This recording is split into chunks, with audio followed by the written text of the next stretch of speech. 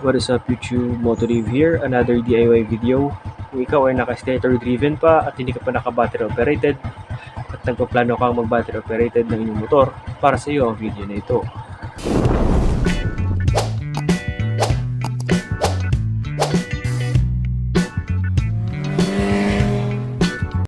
Meron lang pala tayong tatlong gagamitin. Itong clean wire. Pang tatap natin ito mamaya. And syempre, itong ating electrical tape at screw. Pangluwag dito sa head natin motor. Since niluwagan na natin yung head natin motor, tinanggal ko na rin yan. Hindi na tayo mahaba pa. Ayan.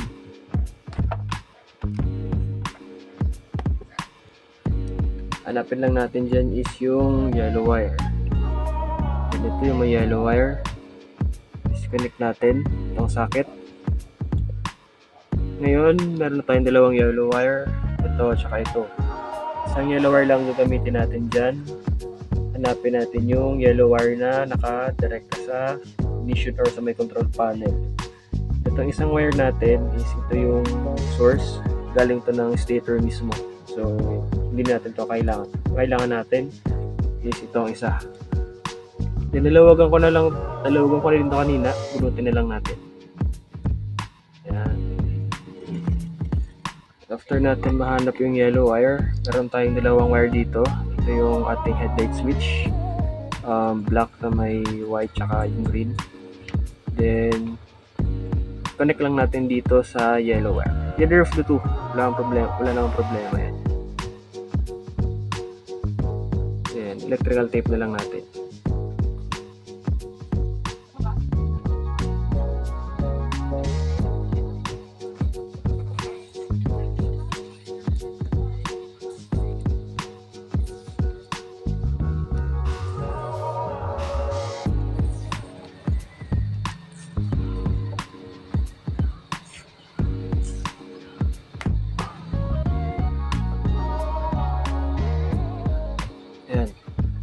After natin yun makonect, hanapin naman natin yung accessory wire nya. Di pa tayo dito sa kabila. Ang accessory wire naman dito sa motor natin is itong red na may black. So disconnect lang natin. Yan. After natin mag-disconnect, kunin natin yung kaninang wire na maikli. Ito yung ipang tatap natin dito sa ating accessory wire. So, instead of magputol tayo, dito tayo magpuputol. I-tap na lang natin siya dito. Insert natin siya dito. Gaya nito. Yan. Then, balik natin yung socket nya. Yan. Then, yung kabilang dulo naman, kakabit natin to sa dito, sa kabila. Sa switch ng ating motor. So, balik tayo sa kabila. Ayan. Ito yung kinabit natin kanina. Yung yellow wire sa green wire. Ito yung green wire switch natin yan. Then, ito yung kabilang wire. Switch din to. Kabit natin dito sa itinap natin kanina sa accessory wire. So, ito lang.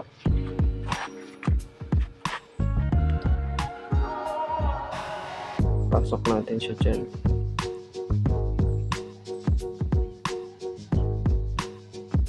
Ayan. After natin yung may pasok, lagyan na natin ng electrical tape para safe yung ating wirings. Ayan.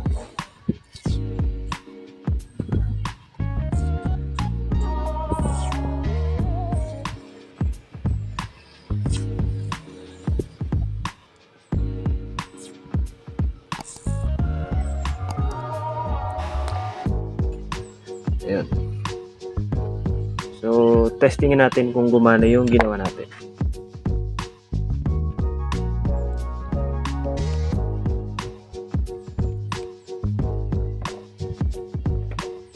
Ayan.